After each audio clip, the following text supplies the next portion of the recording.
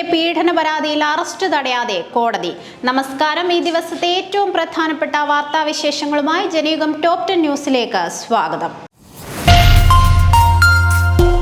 യുവതിയെ അതിക്രൂരമായി ബലാത്സംഗം ചെയ്യുകയും അശാസ്ത്രീയ ഗർഭചിത്രത്തിന് നിർബന്ധിക്കുകയും ചെയ്ത കേസിലെ പ്രതി രാഹുൽ മാങ്കൂട്ടത്തിനെതിരായ രണ്ടാമത്തെ പീഡന പരാതിയിൽ അറസ്റ്റ് തടയാതെ കോടതി. തിരുവനന്തപുരം ജില്ലാ സെഷൻസ് കോടതിയാണ് വാദം കേട്ടത്. പരാതി രാഷ്ട്രീയ പ്രേരിതമാണെന്നും അറസ്റ്റ് തടയണമെന്നുമായിരുന്നു രാഹുൽ ഹർജിയിൽ ആവശ്യപ്പെട്ടത്. മുൻകൂർ ജാമ്യാപേക്ഷ തിങ്കളാഴ്ച പരിഗണിക്കും. തെരഞ്ഞെടുപ്പിൽ ആദ്യഘട്ട വോട്ടെടുപ്പ് നടക്കുന്ന 7 ജില്ലകളിലെ പരസ്യ പ്രചാരണം നാളെ സമാപിക്കും. ചൊവ്വാഴ്ചയാണ് വോട്ടെടുപ്പ്. പ്രചാരണം അവസാന മണിക്കൂറുകളിലേക്ക് കടന്നതോടെ നാടും നഗരവുമെല്ലാം തിരഞ്ഞെടുപ്പ് ആവേശത്തിലേക്ക് കടന്നു. തിരുവനന്തപുരം മുതൽ എറണാകുളം വരെയുള്ള ജില്ലകളിലാണ് ആദ്യഘട്ടത്തിൽ വോട്ടെടുപ്പ് നടക്കുന്നത്.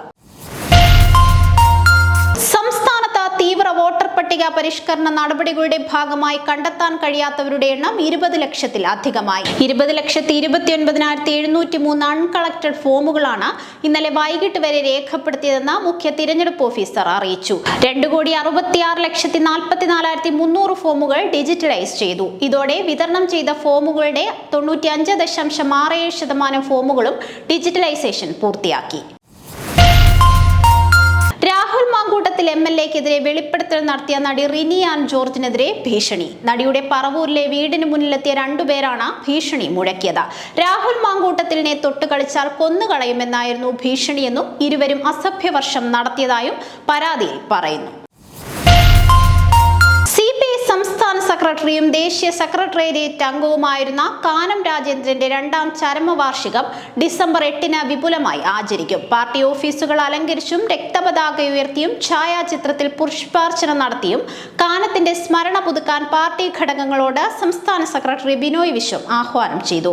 കോട്ടയം കാനത്ത് നടക്കുന്ന അനുസ്മരണ പരിപാടിയിൽ സംസ്ഥാന സെക്രട്ടറി ബിനോയ് വിശ്വവും തിരുവനന്തപുരത്ത് MN സ്മാരകത്തിൽ ദേശീയ കൗൺസിൽ അംഗം GR അനിലും പുഷ്പാർച്ചനയും അനുസ്മരണ പ്രഭാഷണവും നടത്തും.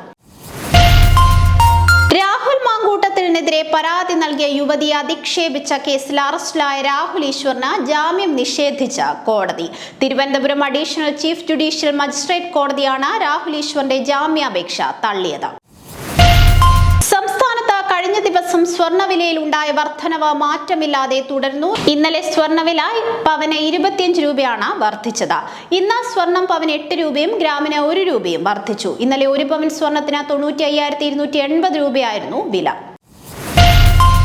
ബത്തേരി അർബൻ ബാങ്ക് സഹകരണ ബാങ്ക് ഉദ്യോഗ നിയമന അഴിമതിയിൽ കോൺഗ്രസ് നേതാവ് IC ബാലകൃഷ്ണൻ MLA-ക്കെതിരെ FIR രജിസ്റ്റർ ചെയ്ത വിജിലൻസ്. IC ബാലകൃഷ്ണൻ നിയമനക്കോഴ വാങ്ങിയതായി വിജിലൻസിന് തെളിവുകൾ ലഭിച്ചതിന്റെ അടിസ്ഥാനത്തിലാണ് FIR രജിസ്റ്റർ ചെയ്തത്. NM വിജയന്റെ ഡയറിയിൽ IC ബാലകൃഷ്ണൻ കോടികൾ വാങ്ങിയതായി എഴുതി ചേർത്തിരുന്നു. ശബരിമല തീർത്ഥാടകർ സഞ്ചരിച്ച കാർ അപകടത്തിൽപ്പെട്ട് 5 മരണം. രാമനാഥപുരത്ത് വെച്ചായിരുന്നു സംഭവം. 7 പേർക്ക് ഗുരുതരമായി പരിക്കേറ്റു. ദർശനം കഴിഞ്ഞു മടങ്ങിയ ആന്ധ്ര സ്വദേശികളാണ് അപകടത്തിൽപ്പെട്ടത്. റോഡിന് സമീപം നിർത്തി ഉറങ്ങുകയായിരുന്ന തീർത്ഥാടകരുടെ വാഹനത്തിലേക്ക് നിയന്ത്രണം വിട്ട മറ്റൊരു കാർ ഇടിച്ചു കയറുകയായിരുന്നു. ഇന്ത്യയിലേക്ക് എത്തിയ വ്ളാദിമിർ പുടിന് മനം നിറയെ സമ്മാനങ്ങൾ നൽകി മടക്കി അയച്ച ഇന്ത്യ. 23ാമത് ഇന്ത്യ-റഷ്യ വാർഷിക ഉച്ചകോടിക്കായാണ് പുടിൻ ഇന്ത്യയിലെത്തിയത്. രാജ്യത്തിന്റെ പാരമ്പര്യവും പൈതൃകവും കരകൗശല നൈപുണ്യവും വിളിച്ചോതുന്ന സമ്മാനങ്ങളാണ് നൽകിയത്. ജനയുഗം ടോപ് 10 ന്യൂസിലൂടെ വീണ്ടും കാണാം. കൂടുതൽ വാർത്തകൾക്കും വിശേഷങ്ങൾക്കുമായി ജനയുഗത്തിന്റെ വെബ്സൈറ്റ്, YouTube ചാനൽ എന്നിവ സന്ദർശിക്കുക.